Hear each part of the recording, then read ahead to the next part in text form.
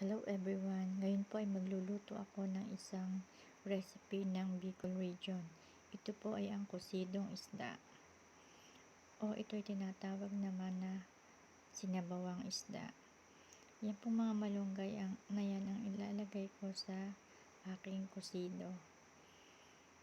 Ang aking kusido po ay tuna or yellowfin. Ayan po, magpakulo lang po ng tubig, ilagay ang kamatis, sibuyas at luya. Ayan po ang aking yellowfin. Pag kulong-kulo na po ang tubig ay ilagay na ang ating isda. Ilagay ang malunggay, siling labuyo at siling pangsigang.